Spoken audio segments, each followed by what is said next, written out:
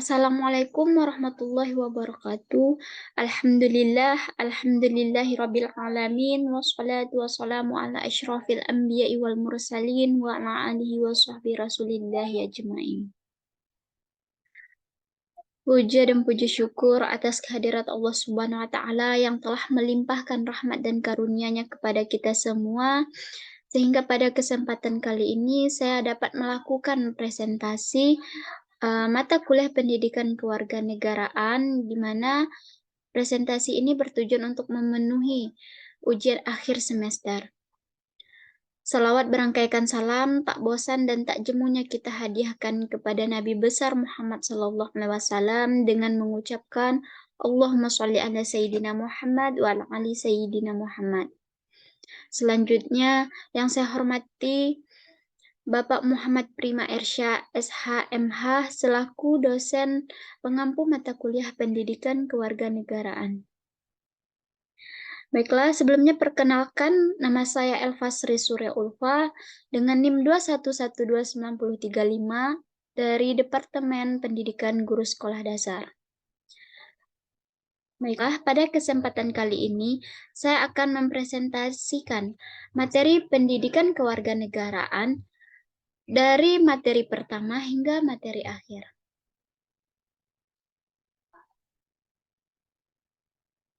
Adapun beberapa materi, yang pertama yaitu konsep dasar ilmu politik, yang kedua makna dan hakikat ilmu politik, yang ketiga perkembangan dan pendekatan ilmu politik, yang keempat posisi ilmu politik dalam disiplin ilmu lainnya, yang kelima makna dan bentuk negara sebagai objek formal dari disiplin ilmu politik.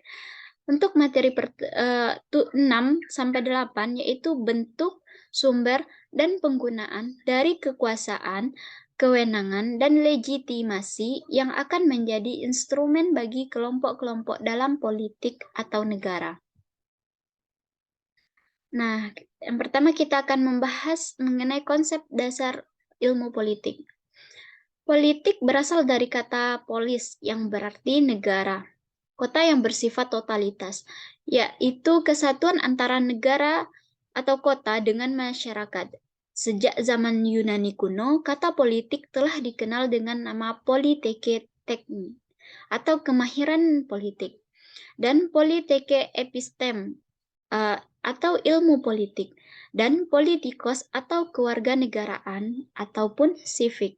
Selanjutnya, kata polis ini berkembang menjadi politikos yang berarti hak-hak kewarganegaraan tertentu, yang pada akhirnya memiliki pengertian yang lebih luas, yaitu pelaksanaan hak-hak warga negara dalam turut serta berperan untuk mengambil bagian di dalam pemerintahan.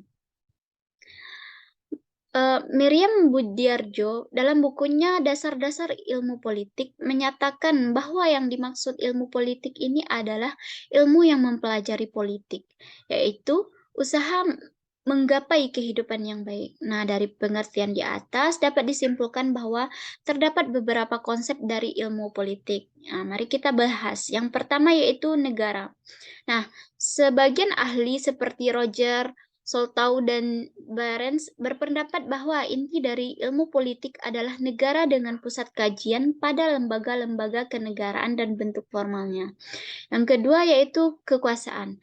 Nah, para ahli seperti Harold de Laswell, Kaplan, dan Delier Noor berpendapat bahwa inti dari ilmu politik ini adalah kekuasaan, yakni memperebutkan dan mempertahankan kekuasaan. Nah, menurut Miriam Budiarjo, kekuasaan itu adalah kemampuan atau seseorang atau suatu kelompok untuk mempengaruhi perilaku seseorang atau kelompok lain sesuai dengan keinginan para pelaku. Nah, yang ketiga yaitu pengambilan keputusan. Nah, konsep dasar ilmu politik selanjutnya yaitu pengambilan keputusan. Nah, menurut Miriam Budiarjo, pengambilan keputusan ini merujuk pada proses yang terjadi sampai keputusan itu tercapai. Dalam ilmu politik, pengambilan keputusan terkait dengan berbagai macam keputusan yang diambil secara kolektif mengikat seluruh masyarakat. Nah, keputusan-keputusan tersebut umumnya menyangkut tujuan masyarakat atau kebijakan untuk mencapai tujuan tersebut. Yang keempat yaitu kebijakan umum. Nah, dalam ilmu politik, konsep kebijakan umum merujuk pada tujuan bersama yang hendak dicapai melalui usaha bersama serta rencana-rencana yang mengikat yang dituangkan dalam bentuk kebijakan oleh pihak yang berwenang atau pemerintahan. Nah, kebijakan itu sendiri menurut Miriam Budiarjo adalah suatu kumpulan keputusan yang diambil oleh seorang pelaku atau kelompok politik dalam usaha memilih tujuan dan cara untuk mencapai tujuan tersebut. Yang kelima yaitu pembagian atau alokasi. Nah, dalam ilmu politik itu konsep pembagian atau alokasi berkaitan erat dengan pembagian dan pengalokasian nilai-nilai secara mengikat. Nah, pembagian atau alokasi ini diartikan sebagai pembagian dan penjatahan nilai-nilai atau value dalam masyarakat. Nah, untuk materi yang kedua yaitu makna dan hakikat ilmu politik. Yang pertama kita akan membahas mengenai makna ilmu politik. Delian Nur yang mengemukakan pendapat bahwa ilmu politik itu memusatkan perhatiannya pada masalah-masalah kekuasaan dalam kehidupan bersama atau masyarakat. Kelompok yang menggunakan pendekatan pengambilan keputusan atau decision making approach seperti Joyce Michel mengemukakan bahwa politik adalah pengambilan keputusan kolektif dan pembuatan kebijakan publik untuk suatu keseluruhan masyarakat.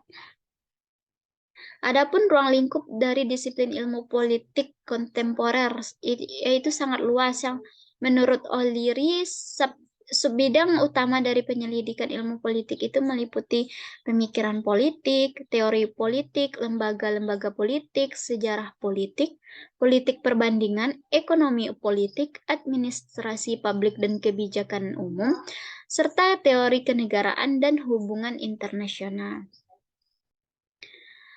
Selanjutnya yaitu hakikat ilmu politik. Hakikat politik adalah power atau kekuasaan, tetapi tidak semua kekuasaan adalah kekuasaan politik. Nah, kekuasaan politik pada hakikatnya ada pada proses pembuatan dan pelaksanaan keputusan politik. Keputusan politik ini selalu menyangkut kepentingan publik. Karena keputusan politik secara umum mencakup dua hal. Yang pertama yaitu program perilaku untuk mencapai tujuan masyarakat, negara, atau kebijakan umum. Nah, yang kedua yaitu orang-orang yang akan menyelenggarakan kebijakan umum tersebut. Nah, dengan demikian maka dapat dinyatakan bahwa hakikat ilmu politik itu adalah ilmu yang mempelajari mengenai proses pembuatan dan pelaksanaan keputusan politik. Materi selanjutnya yaitu perkembangan dan pendekatan ilmu politik. Yang pertama kita akan membahas mengenai perkembangan ilmu politik. Nah, ilmu politik pada masa kini telah berkembang dari berbagai bidang studi yang berkaitan, termasuk sejarah, filsafat, hukum, maupun ekonomi. Nah, ilmu politik yang dahulu menjadi bagian dari berbagai disiplin tersebut, akhirnya sampai pada tujuan di mana ia menyatakan kebebasannya, sebagaimana hal bidang studi lainnya yang telah lebih dahulu membebaskan diri dari filsafat dan agama. Tetapi meskipun ilmu politik baru saja berkembang sebagai suatu bidang studi khusus, studi teoritis dan praktek tentang menyusun negara dan politik telah mulai sekurangnya pada masa Yunani kuno. Perkembangan awal ilmu politik di Indonesia sangat dipengaruhi oleh ilmu hukum, karena pendidikan tinggi ilmu hukum sangat maju pada saat itu. Nah, sekarang konsep-konsep ilmu politik yang baru sudah mulai diterima oleh masyarakat.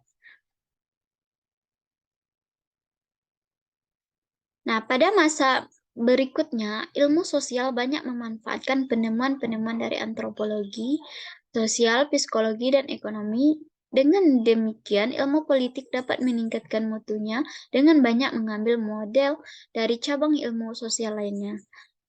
Berkat hal ini, wajah ilmu politik telah banyak berubah dan ilmu politik menjadi ilmu yang penting dipelajari untuk dimengerti tentang politik. Selanjutnya yaitu pendekatan ilmu politik. Adapun pendekatan yang pertama yaitu pendekatan legal atau institusional. Pendekatan ini sering dinamakan dengan pendekatan tradisional mulai berkembang pada abad ke-19 pada masa sebelum terjadinya Perang Dunia II. Pada pendekatan ini, negara menjadi fokus utama, terutama konstitusional dari yuridisnya. Bahasan pendekatan ini menyangkut sifat dari Undang-Undang Dasar. Nah, masalah kedaulatan, kedudukan dan kekuasaan formal serta yuridis dari lembaga-lembaga kenegaraan seperti parlemen, badan eksekutif, dan badan yudikatif. Pendekatan ini lebih bersifat normatif dengan mengasumsikan norma-norma demokrasi barat serta negara lebih diartikan sebagai suatu badan dari norma-norma konstitusional yang formal. Yang kedua yaitu pendekatan perilaku. Nah, pendekatan ini muncul dan berkembang di Amerika pada tahun 1950-an setelah terjadinya Perang Dunia II. Adapun sebab munculnya pendekatan ini, yang pertama sifat deskriptif dari ilmu politik dianggap tidak memuaskan. Yang kedua, adanya kekhawatiran bahwa jika ilmu politik tidak akan maju dengan pesat di kalangan pemerintah Amerika telah muncul keraguan mengenai kemampuan para sarjana ilmu politik untuk menerangkan fenomena politik. Nah, pendekatan ini tidak menganggap lembaga-lembaga formal sebagai sentral atau aktor independen, tetapi sebagai kerangka. Nah, perilaku ini mempelajari perilaku anggota parlemen seperti pola pemberian suara rancangan undang-undang.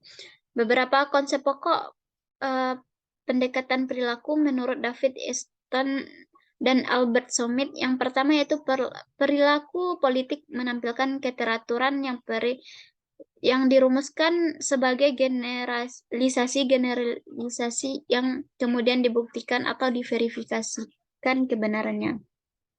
Yang kedua, harus ada usaha membedakan jelas antara norma dan fakta. Yang ketiga, analisis politik tidak boleh dipengaruhi oleh nilai-nilai pribadi atau si peneliti.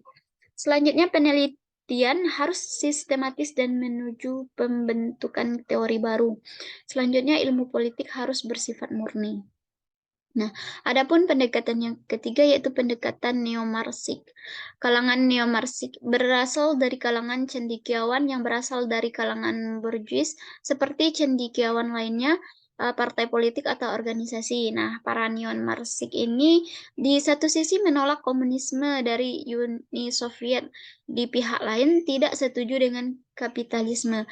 Salah satu kelemahan pada golongan ini adalah bahwa mereka mempelajari Marx dalam keadaan dunia yang banyak berubah. Marx meninggal pada tahun 1883.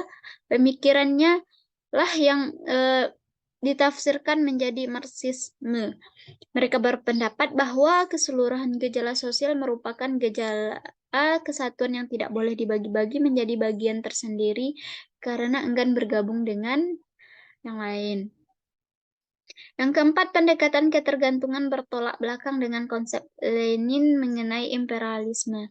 Nah, mereka bahwa imperialisme masih hidup, tapi dalam bentuk lain seperti ekonomi yang didominasi negara-negara kaya. Pembangunan negara kurang maju selalu berkaitan dengan kepentingan pihak lain seperti negara jajahan dapat menyediakan sumber daya manusia atau sumber daya alam. Negara kurang maju dapat menjadi pasar untuk hasil produksi negara maju.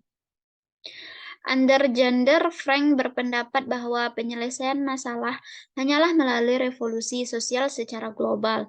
Mereka berpendapat bahwa gejala ini sudah menjadi gejala seluruh dunia. Yang menarik adalah pandangan mereka yang membuka mata kita terhadap akibat dari dominasi ekonomi ini, dan itu dapat dilihat dari membubungnya hutang dan kesenjangan sosial. Selanjutnya, pendekatan pilihan rasional. Pendekatan ini muncul dan berkembang setelah setelah pertentangan antara pendekatan-pendekatan sebelumnya, dan juga bebas dari peperangan besar yang selama ini terjadi. Dalam ilmu politik dikenal nama pendekatan pilihan rasional. Pada akhir-akhir ini, perkembangan satu bidang ilmu politik itu sendiri. Inti dari politik menurut mereka adalah individu sebagai aktor terpenting dalam dunia politik. Sebagai makhluk rasional, mereka selalu memiliki tujuan tersendiri. Pelaku rasional ini terutama politisi, birokrat, pemilih, dan aktor ekonomi pada dasarnya egois dan segala tindakannya berdasarkan kecenderungan. Dasar dari pendekatan ini, yang pertama, tindakan manusia adalah instrumen agar perilaku manusia dapat dijelaskan sebagai usaha untuk mencapai suatu tujuan yang sedikit banyak jarak jauh. Yang kedua, para aktor merumuskan perilaku melalui perhitungan rasional mengenai aksi mana yang akan memaksimalkan keuntungannya. Nah, yang ketiga itu proses sosial berkala besar termasuk hal-hal seperti ratings, institusi, dan praktik-praktik merupakan hasil dari kalkulasi seperti itu. Nah, pendekatan ini sangat berjasa untuk mendorong usaha kuantifikasi dalam ilmu politik dan mengembangkan sifat empiris yang dapat dibuktikan kebenarannya. Nah, ia merupakan suatu studi empirik ketimbang abstrak dan spekulatif.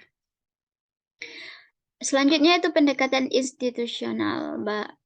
Pendekatan ini berbeda dengan pendekatan yang lainnya. Ia lebih merupakan suatu visi yang meliputi beberapa pendekatan lain. Bahkan beberapa bidang ilmu pengetahuan lain seperti sosiologi dan ekonomi institusional baru mempunyai banyak aspek dan variasi. Selanjutnya yaitu posisi ilmu politik dalam disiplin ilmu lainnya. Nah, kita akan membahas mengenai hubungan ilmu politik dan ilmu lainnya. Yang pertama, ilmu politik dan sejarah. Ilmu politik berkaitan erat dengan sejarah karena pola-pola masa lalu memberikan petunjuk ke masa depan. Tidak ada panduan yang lebih baik untuk memahami masa kini dan memprediksi masa depan selain dengan mempelajari peristiwa-peristiwa di masa lalu dan mengekstrapolasi mereka ke masa depan. Nah, misalnya, ketika para ilmuwan politik mencoba memprediksi arah yang diambil oleh ekonomi politik global, mereka akan mengandalkan sejarah untuk memprediksi perilaku politik.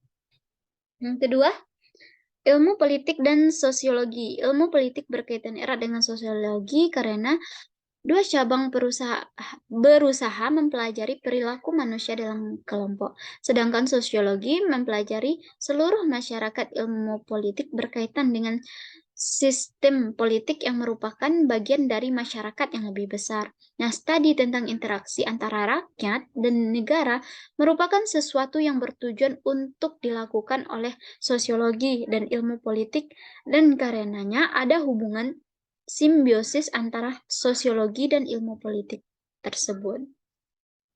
Selanjutnya yaitu ilmu politik dan filsafat.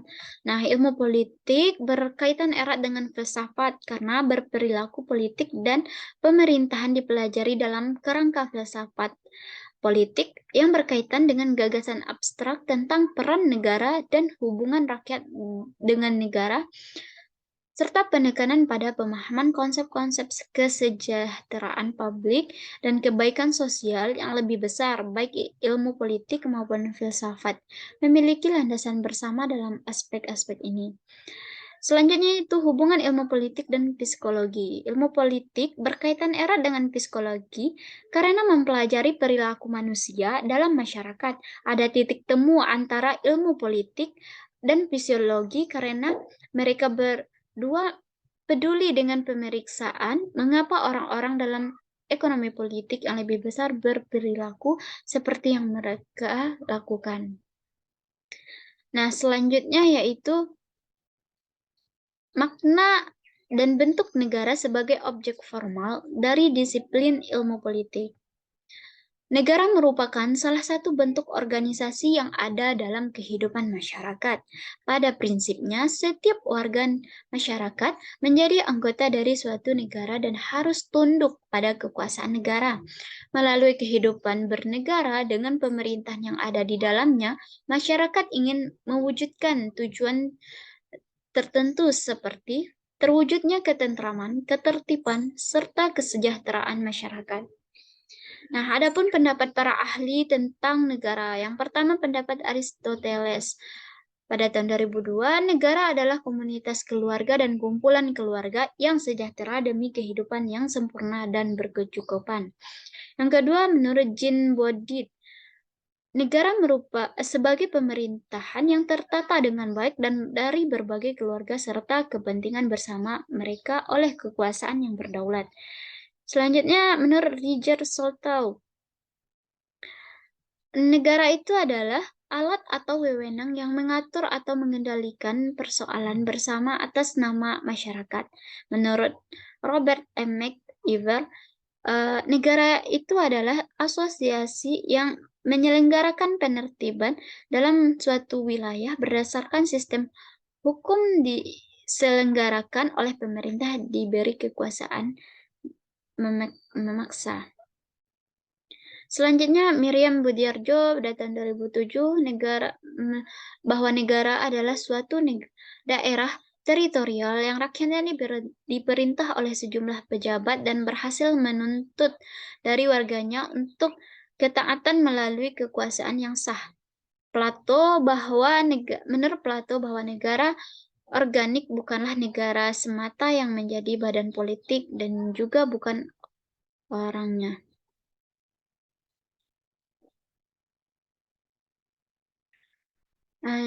Selanjutnya, bentuk negara. Pertama, bentuk negara kesatuan atau unitaris. Negara kesatuan adalah negara yang tersusun tunggal. Negara yang hanya berdiri satu negara saja, tidak terdapat negara dalam suatu negara. Nah, dalam pelaksanaan pemerintah daerah di negara kesatuan dapat dilaksanakan dengan dua alternatif sistem, yaitu sistem desentralisasi di mana daerah-daerah diberikan keleluasaan dan kekuasaan untuk mengurus rumah tangganya sendiri atau otonomi. Sedangkan sistem sentralisasi di mana segala sesuatu urusan dalam negara tersebut langsung diatur dan diurus oleh pemerintah pusat, termasuk segala hal yang menyangkut pemerintahan dan kekuasaan di daerah. Yang kedua yaitu negara federal. Negara federal dilihat dari asal-usulnya. Kata federal berasal dari bahasa Latin yaitu fedos, yang artinya liga. Liga negara-negara kota yang otonom pada zaman Yunani kuno dapat dipandang sebagai negara federal yang mula-mula. Sifat dasar negara federal ini adalah adanya pembagian kekuasaan antara pemerintah federal dengan unit federal. Adapun ciri negara federal ialah negara ini mencoba menyesuaikan dua konsep yang sebenarnya bertentangan, yaitu kedaulatan negara federal dan dalam keseluruhannya dan kedaulatan negara bagian. Nah, selanjutnya yaitu bentuk negara konfederasi. Di dalam mengartikan dan memahami bentuk negara federal ini, kadang-kadang kita digaduhkan dengan adanya bentuk konfederasi. Untuk mencari perbedaan antara federasi dengan konfederasi, Georgie Jelling mencari ukuran perbedaan itu pada sosial di mana letak kedaulatan. Dalam konfederasi, kedaulatan itu terletak pada masing-masing negara anggota peserta konfederasi itu, sedangkan pada federasi letaknya kedaulatan itu pada federasi itu sendiri dan bukan pada negara-negara. Nah, selanjutnya, bentuk dari kekuasaan, kewenangan, dan legitimasi yang akan menjadi instrumen bagi kelompok-kelompok dalam politik atau negara. Kekuasaan dapat diartikan sebagai suatu kemampuan yang dimiliki oleh individu atau kelompok untuk mempengaruhi orang lain. Bagi pemegang kuasa bisa dibilang memiliki tanggung jawab yang besar, karena bukan hanya memberikan pengaruh terhadap seseorang, tetapi juga bisa memberikan pengaruh terhadap lingkungan. Nah, selain itu, pengaruh yang diberikan dari pemegang kuasa bisa berdasarkan keinginannya atau kepentingan untuk bersama. Nah, kekuasaan itu sendiri bisa berasal dari jabatan pribadi atau dari garis keturunan. Dalam hal ini, jabatan pribadi bisa didapatkan ketika menjabat suatu organisasi atau lembaga yang di mana seseorang itu menjabat sebagai ketua. Ketika menjabat sebagai ketua, sudah seharusnya untuk memikirkan bagaimana cara untuk memajukan sebuah organisasi atau lembaga tersebut. Nah, kekuasaan yang didapatkan melalui garis keturunan biasanya terjadi pada keturunan-keturunan raja. Kekuasaan seperti ini dapat kita lihat pada negara-negara yang menganut sistem pemerintahan kerajaan seperti Brunei Darussalam. Nah, adapun pengertian kekuasaan menurut para ahli yang pertama yaitu Montesquieu yang mengatakan bahwa kekuasaan itu dibagi menjadi 3 golongan. Kekuasaan yang dibagi menjadi 3 golongan ini dikenal dengan istilah trias politika. Adapun 3 golongan kekuasaan yang dimaksud yaitu kekuasaan legislatif, eksekutif, dan yudikatif. Yang kedua, menurut Max Weber, yang mengatakan bahwa kekuasaan adalah sebuah kesempatan yang dimiliki oleh seseorang atau kelompok dengan tujuan untuk memenuhi keinginan atau kehendaknya dalam hubungan sosial walaupun harus menentang atau menghadapi kehendak orang lain. Nah, berdasarkan pengertian ini, kekuasaan dapat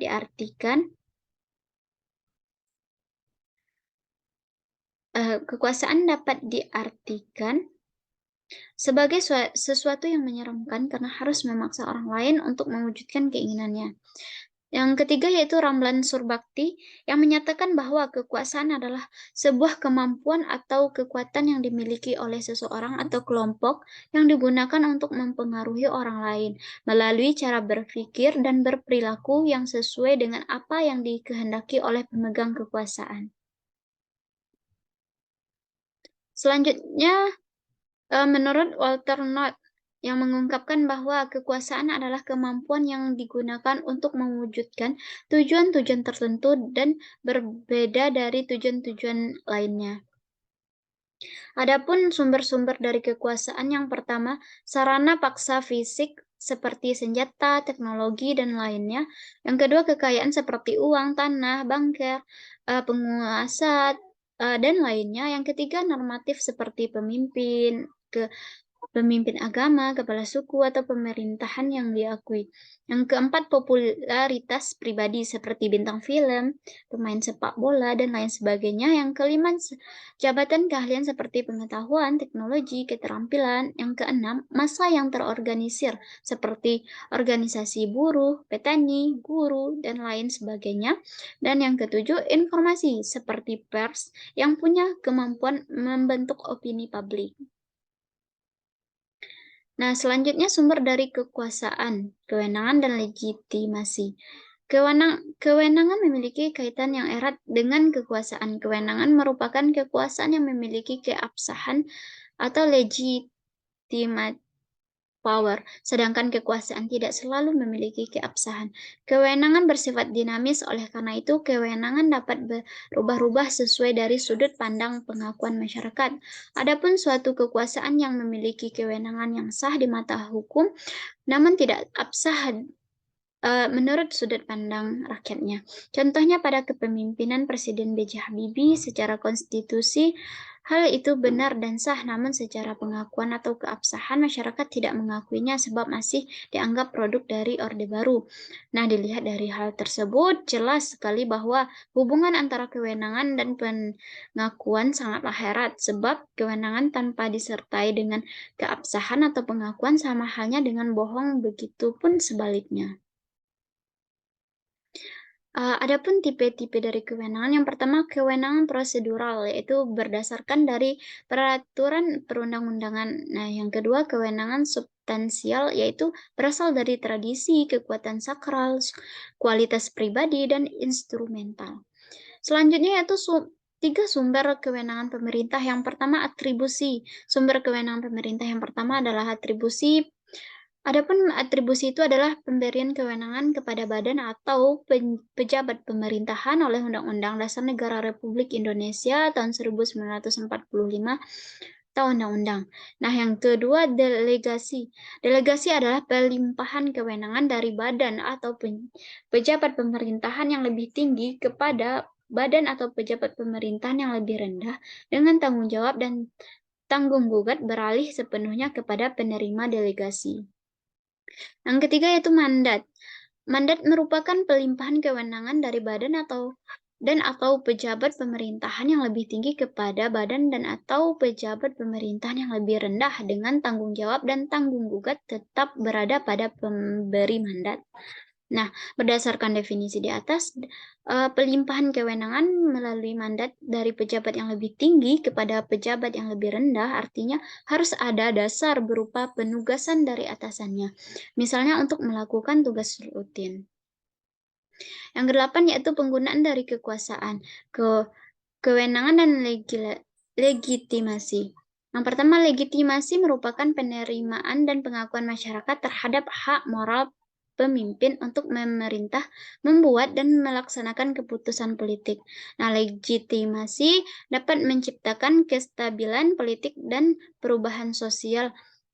Penerimaan dan pengakuan masyarakat menciptakan kestabilan pemerintahan dalam membuat berbagai keputusan dan kebijakan serta mampu dengan baik dalam mengatasi sebuah permasalahan dibandingkan pemerintahan yang kurang atau tidak memiliki legitimasi. Nah, adapun objek dari legitimasi itu sebagai berikut. Yang pertama, masyarakat politik kritis identitas. Yang kedua, hukum krisis konstitusi.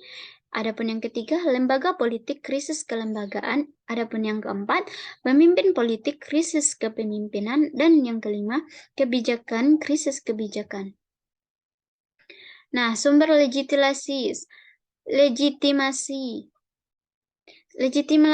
Legitimasi secara umum bersumber dari tiga hal, yaitu tradisi, karisma, atau instrumen rasional. Sumber tradisi berarti bahwa legitimasi diperoleh sebagai akibat dari adanya kekuasaan yang dimiliki melalui tradisi. Sementara sumber instrumen rasional berarti legitimasi diperoleh dari aturan legal rasional yang membentuk kekuasaan. Nah, sumber legitimasi atas kekuasaan telah berubah dari kekuatan fisik dan militer menjadi dukungan penuh dari masyarakat, khususnya pada legitimasi politik. Efektivitas pengelolaan kekuasaan selalu memerlukan legitimasi agar kekuasaan dapat menjadi kewenangan. Perubahan sumber legitimasi dapat terjadi karena perkembangan pemikiran-pemikiran kritis dalam bidang filsafat dan politik. Klaim atas kewenangan kekuasaan tidak lagi mengutamakan kekuatan fisik dari militer maupun keyakinan atas feodalisme dan teokrasi. Peralihan sumber legitimasi ini merupakan akibat dari adanya kritik rasional filsafat yang mengungkap berbagai bentuk penyelewengan kekuasaan. Nah, adapun sumber legitimasi atas kekuasaan telah mempertimbangkan etika dari segi politik, sosiologi, hukum, maupun filsafat. Baiklah. Demikianlah penjelasan saya mengenai materi pendidikan kewarganegaraan dari materi pertama hingga materi akhir dalam rangka memenuhi tugas ujian akhir semester. Baiklah, mohon maaf apabila terdapat kesalahan serta kekurangan. Saya akhiri dengan doa. Wabillahi taufiq wal hidayah. Wassalamualaikum warahmatullahi wabarakatuh.